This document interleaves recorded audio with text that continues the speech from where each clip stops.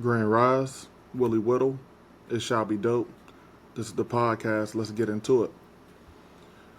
So, I want to start today by saying, um, not by saying that's crazy. Uh, a quote that I heard from Jadakiss: "Never let your emotions supersede your intelligence." Made me really think about how I deal with emotion and how I try to find a smart way to deal with the emotions when sometimes you just gotta feel what you're supposed to feel.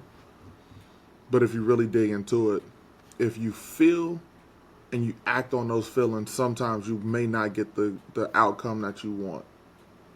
And the outcome that's pretty much necessary for not only your growth, but your life, your timeline.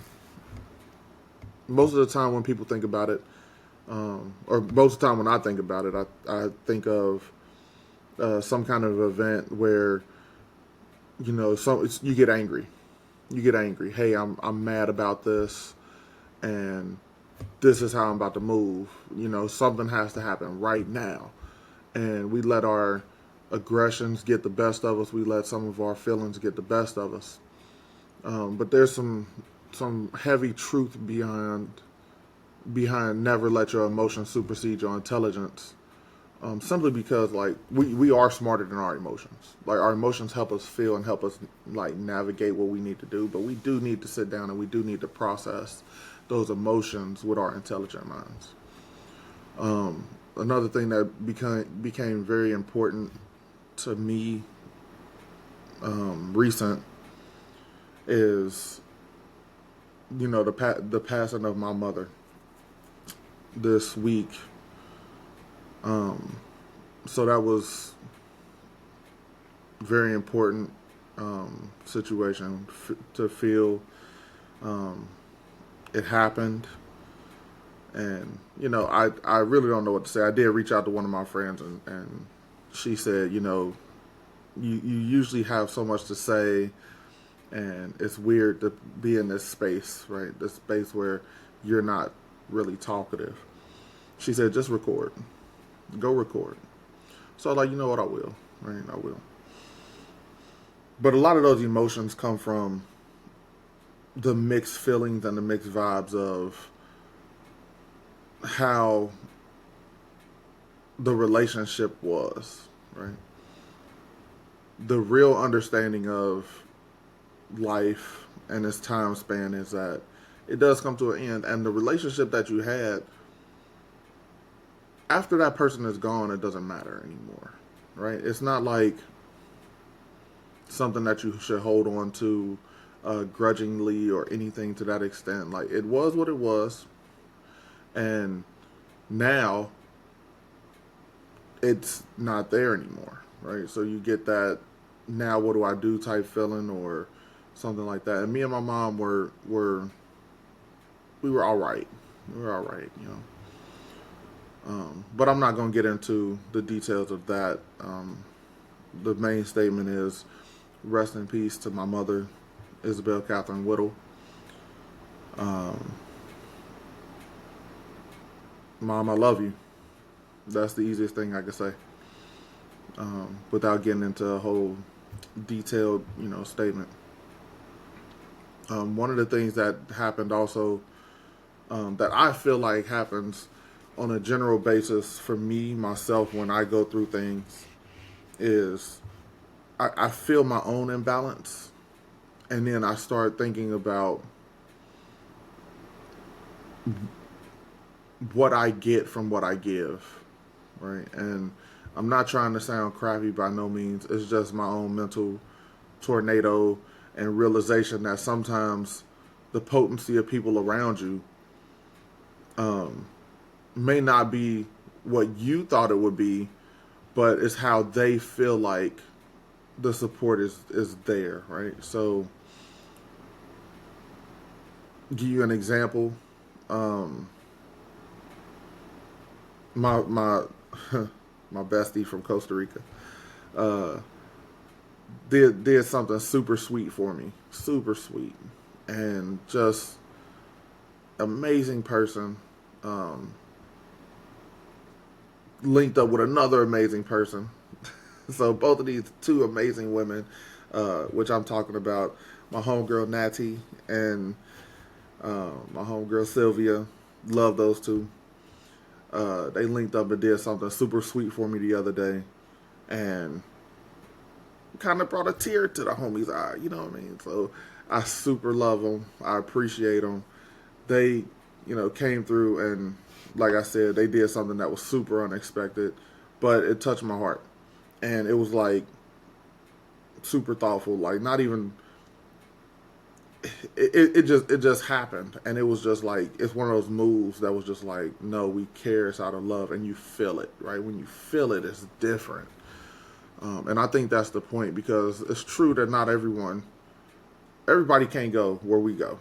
Everybody can't go where I'm going to go. I can't go where they're going to go. Like, we all have our own separate path, but, no one will love you how you want to be loved.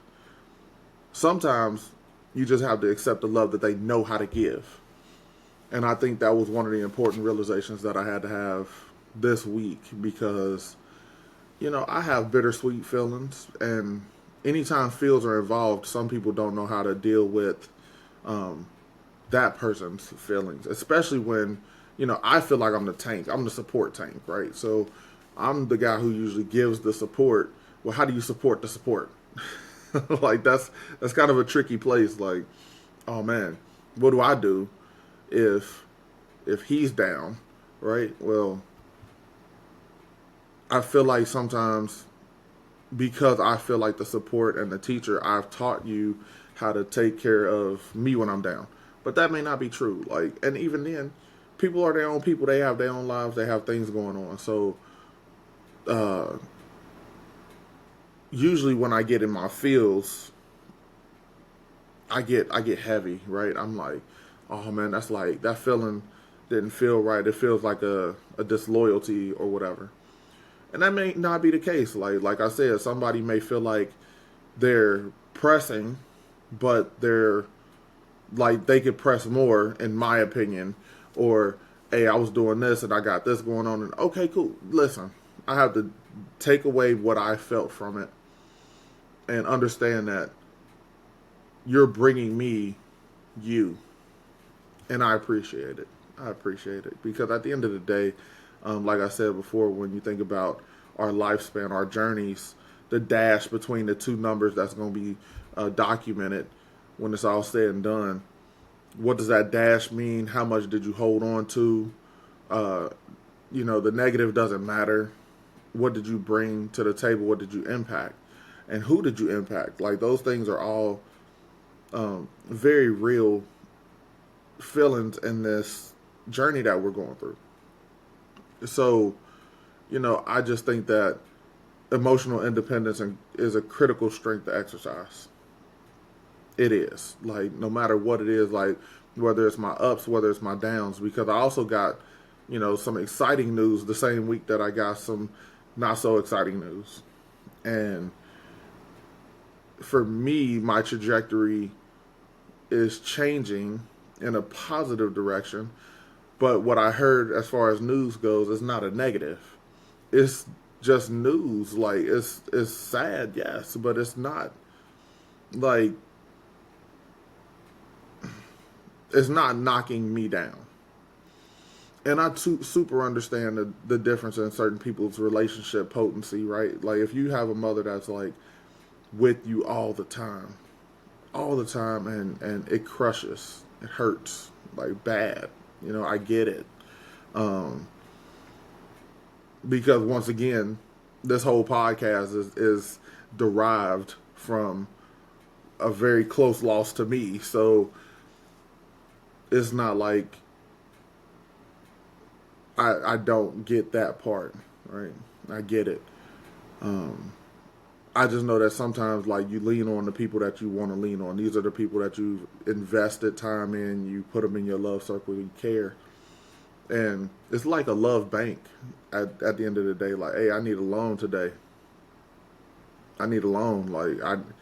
And not a loan. I need a loan. Like, it's time to pay up. You know what I mean? Because my investments are here, or more like insurance, but we know insurance is a scam anyway. I don't want to get into that type of stuff. Um, so bottom line is like the, I go to an older quote by Absol because Absol's in my, it's in my brain box right now, and everything just, I don't know why, but like I said, my last couple podcasts, I quoted some Absol music, and but Absol's in my brain box right now, and he said peer pressure rarely turns coal to diamonds, right? It's not about the pressure of the peers that are bringing negative vibes, but think about it like this, as I interpret that statement a little bit more, right? Peer pressure rarely turns coal to diamonds. The peers that are pressuring you could turn you into a diamond. It could turn you into a diamond. It could make sure that your diamond is processing, right? This is the pressure that you actually want to apply, because peer pressure is usually deemed as like a negative version of the pressures that's around you, right? The hey, you gonna do this? Hey, you gonna do that? Hey, if I jump off a bridge, you gonna jump off a bridge with me? Type stuff. And it's like, what about the people who say, hey, I like you, come with me, right? Hey, let's build together, let's grow together. Hey, we're like-minded individuals that can say, hey, we on the same wavelength. Let's build. I saw a story the other day that was Redman. Redman came out with a new album, Muddy Waters 2. If you're a hip hop fan, check it out. It's amazing, amazing project. But I saw a interview with Redman, and they said, "How did you and Method Man hook up? Right? How'd y'all link?" And he said, "We was on this tour, and I used to play beats and write to it. And when he played the beats out loud, Method Man didn't say anything like, man, turn that off, or I'm vibing, or nothing like that. He went and got a pen. The beats that he was writing to, like Redman was writing to, Method Man started writing to. Then they started talking and say, like, man, what's up? They linked. They had the same wavelength of put all this petty stuff aside. There's a bigger picture at play. And that link is 25 years in the making of Method Man and Redman, who are boys to this day, right? These are the bonds that get built that showcase to us how longevity can play a part in our paths, our definite path to where we're trying to go.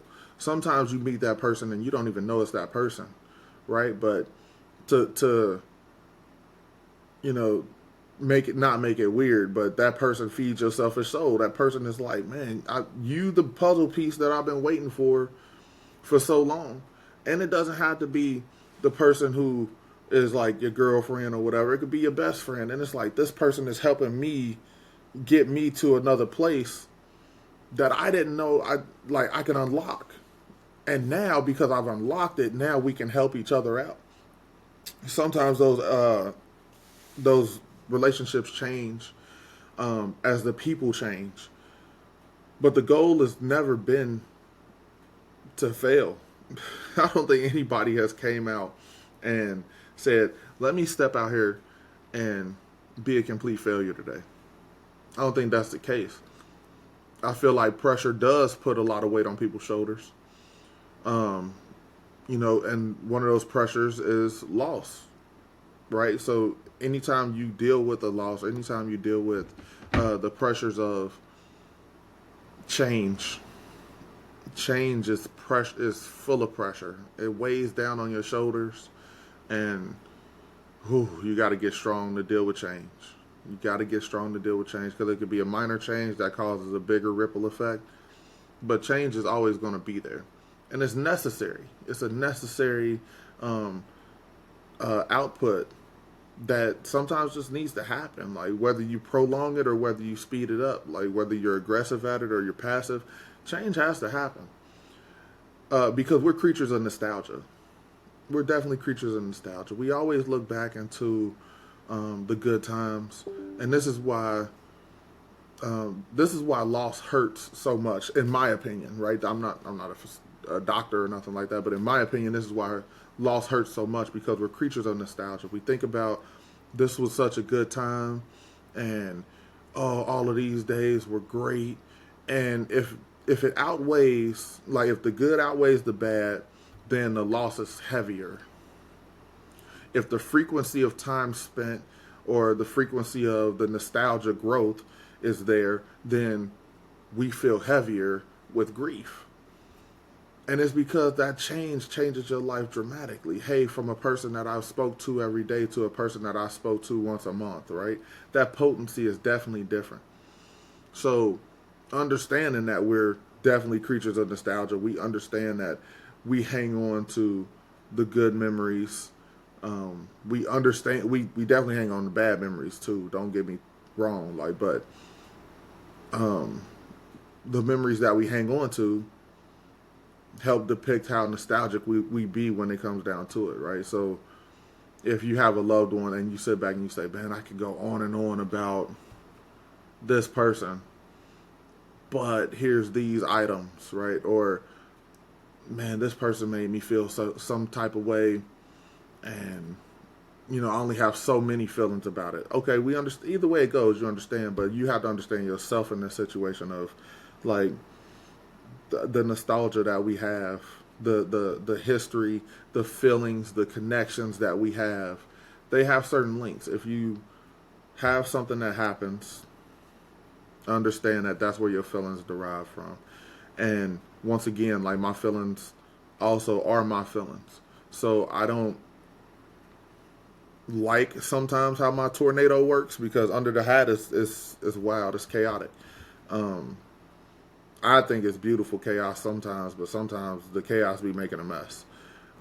So you got to understand that sometimes that chaos is turning is pressure in a diamond, and it's working. And I'm trying to sort out feelings. I'm trying to accept my visions. I'm trying not to be in a solitude type of place where I shut off, because I can be, because I can. But then again, that's not who I am, right? It's not who I am. But I do understand that not everybody can treat you the way that you want to be treated. Nobody should be mistreated, so don't get that twisted. But no one may treat you the way that you want to be treated. Like, no matter what, like, I'm not expecting any more of the,